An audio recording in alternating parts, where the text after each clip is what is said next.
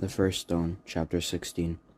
Reef was nervous, more nervous in fact than we'd gone to the rehab that morning. He had no reason to be. Hell, he'd known Bigger and Jinx since 8th grade, and Scar for 2 years. And except for Scar, who'd often had those errands to run for her old man, there wasn't a day where they hadn't got together for at least an hour or so. And it had only been 3 weeks since he'd seen them. But 3 weeks was a long time when you were used to seeing someone every day. And of course, there was a bit about not returning Scar's calls. He didn't know himself why he hadn't, so it was probably going to be weird trying to explain that to her. Bigger and Drink hadn't called, but that was no surprise. He couldn't remember the last time he'd spoken on the phone to either of them. Maybe 10 seconds to find out where they were getting together, but not just to talk. Girls talked on phones, not guys. Probably though, his unease had to do a lot with smoking. Koval didn't allow it, and the man practically had a dog's sense of smell when it came to sniffing out anyone who was stupid enough to try it. Reef had earned himself 2 extra jobs earlier that week before he'd finally given up and tossed what was left of his last pack.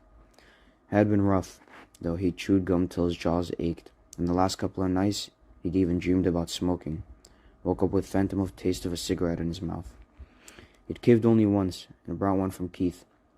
That egg-faced a-hole charged $4 a pop, and Reeve didn't have cash like that to burn. He spent a pretty good chunk of his social services check paying off the glass panel he'd broken that first day. He walked to the end of the veranda and stood looking at the traffic light, then pulled up a wicker chair and sat down, longed for a cigarette. Not here yet? Reeve glanced around at Alex, who was standing just inside the screen door. Despite the heat, he wasn't wearing one of his many long-sleeved shirts. This one was a glaring color somewhere between orange and olive green. "Nothing gets by you," Reef said. "You know it, honey," said Alex, as he had turned and headed toward the family room. There was that too, of course. Alex's honey. He could imagine Jink and Bigger's reaction to the resident fairy. In the last 3 weeks, he'd almost grown used to all the posing and prancing and protailing. That last word was Alex's. Reef had never heard of it before, hadn't even known what it meant when Alex had said it one night. "Oh, just listen to me prattle on." Rafe and Owen had been finishing the supper dishes when Alex waltzed in the news of a new Cher CD, yet another Greatest Hits compilation. He already owned everything the singer had recorded, but he'd just seen this last one, some god-awful remix. Reef imagined advertised on Much Music. "She's the quintessential performer," he'd gushed, and launched into his own breathy version of a different kind of love song that cracked up both Reef and Owen. No one could accuse Alex of not being different.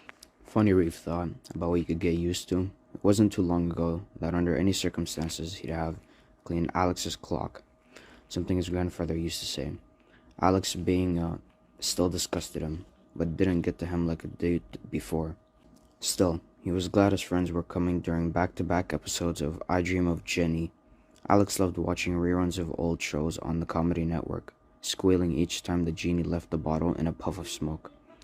Every good knows that sequence is a visual metaphor for coming out. He'd crowed, grinning. Reef and the others had shaken their heads, glad they had no knowledge of metaphors or fairly filmmaking. He heard a car a good minute or two before it rounded the corner. Clearly Greg Matheson had yet to get the escort repaired. If anything, the knocking was louder than ever, and the blue smoke that trailed the car now seemed like an accessory. The third bumper or fifth wheel. Reef sucked in a deep breath and stood up to greet them. Scar, sitting in front beside Matheson, was out of the escort even before it stopped, darting up the steps and flingering her arms around Reef's neck. "Good to see you, baby," she said, planting her lips squarely on Reef's and grinding her body against his. It took Jink and Bigger considerably long to get out, pulling away from Scar. Reef grinned as he watched them unfold their long legs and climb out. They bent and rubbed their knees, reminding Reef of the old man he'd seen in the physio gym that morning, and his mind did a sudden flash forward. They too would be old one day. It was the time he'd never been conscious of his friends. Even then, his own morality was suddenly sobering. "Hey, a-hole, how are you doing?" This from Bigger, whose face split in a huge grin. Reef came down the steps, and Bigger punched him in the arm. Jinx slapped him on the back. "You look good, man. Place must have been agreeing with you." "He's right," Matheson said, coming around the car and shaking Reef's hand. though he called every couple of days. He'd seen Reef only twice since bringing him here, and that had been during the first week. You put on a little weight, and that's quite the tan you've got on going on there. Reef was embarrassed by the attention, but pleased by the comments. He too had noticed the changes in his body. He'd always been wiry and strong, without an ounce of fat on him.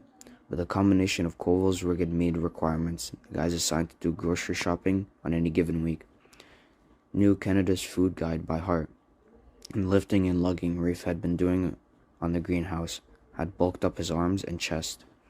As a result, he had to buy some new t-shirts, and the black ones he wore now accented the extra muscle he carried. "I'm gonna go see Frank for a bit and give you guys a chance to visit," Matheson said. "He's out back on the deck," Reef told him. Matheson nodded and disappeared around the side of the house. "So what have you guys been up to?" Reef asked, leading his friends up to the steps and chairs on the veranda. "Up to or into," Bigger chuckled, settling himself on a worker love seat that seemed just wide enough, but far too flimsy for him. It creaked ominously. "We missed you, man," said Jink. "Things ain't been the same without you." "Where you been?" Scar asked. "I called lots of times. Didn't you get my messages?" Reef nodded. "Yeah, I got them. Thanks. I just been really busy." "Doing what?" Bigger asked. Reef was grateful for the question, glad for there not to be a silence after his answer. "Working on a greenhouse out back, replacing broken glass panels and wood that just rotted. Turned out to be a bigger job than I thought." "Part of your sentence?" Bigger asked. Scar kicked his foot. "What?" Bigger demanded. "What'd I say? He ain't here on vacation, you know." "No," Reef said. "Just something that guy who runs the place wants me to do." "Free labor, right?" Jink muttered scornfully. Reef nodded simply because there was the easiest explanation. Lately, though, he had been wondering how accurate that explanation was. Sure, he was saving Koval a pile of money by fixing the greenhouse, and there were still times where he'd been pulling out another splinter and bandaging another cut that he'd cursed Koval long and loud in his head. The words piling up, like cars bottlenecking a merge lane. Times when he finally figured out how to do something he'd been puzzling over, determined not to ask Koval for his goddamn help. And times when he did something just right, like when a bracket fit perfectly or a panel slipped exactly into place, and he'd step back and admire it for a moment.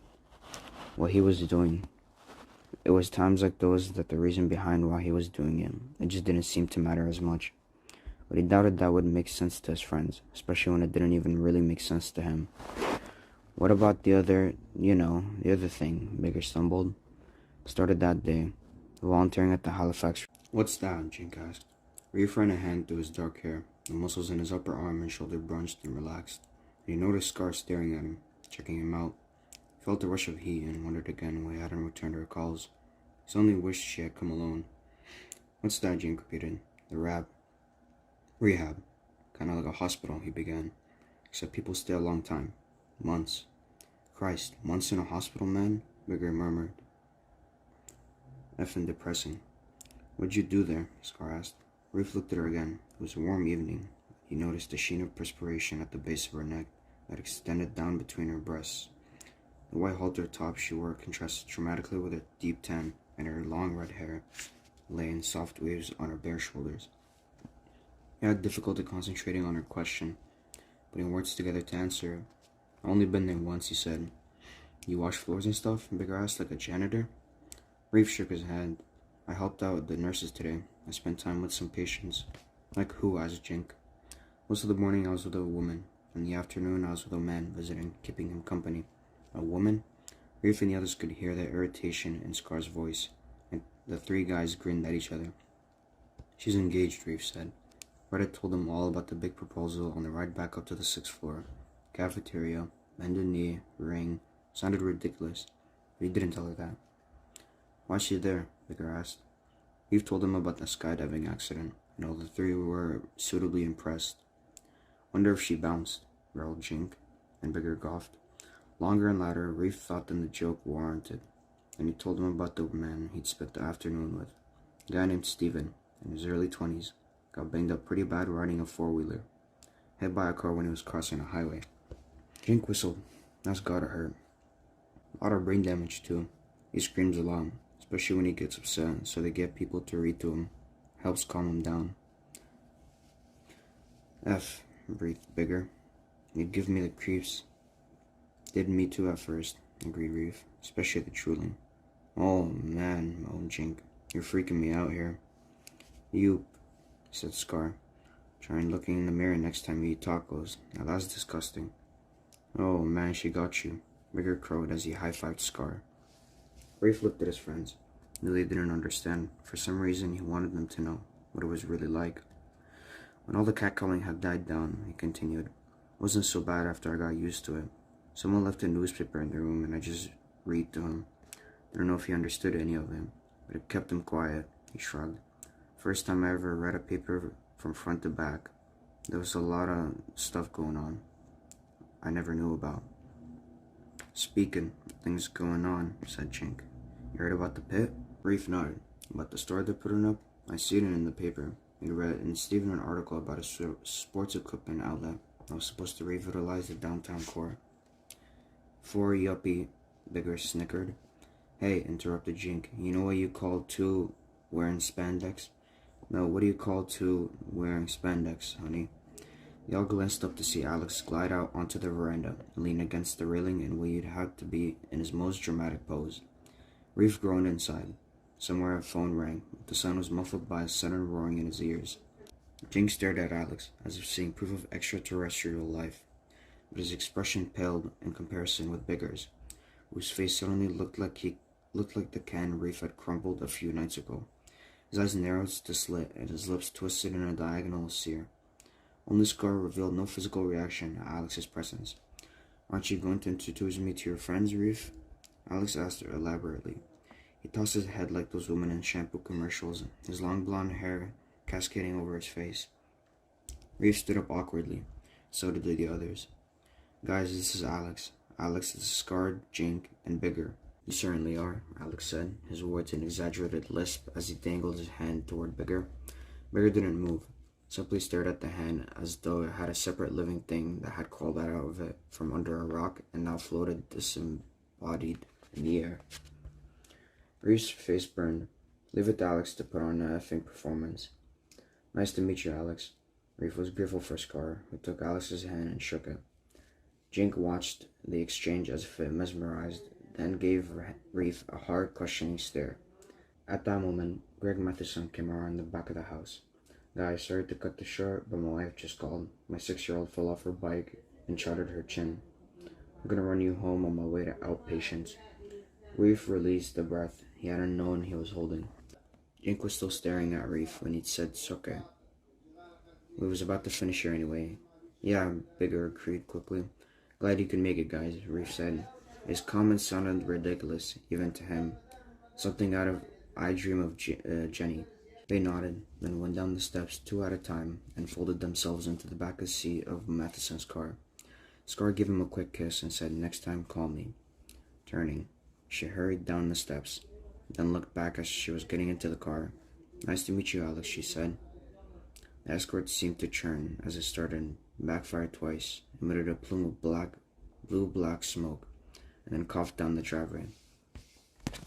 That time, Reef watched it go, instead of opening the door and heading into the house. "I really don't think your friends like me," Alex called after him, his voice theoretically melodious. Reef said nothing, just climbed down the stairs towards his room, but every footsteps on the oak tree conveyed an unmistakably F you.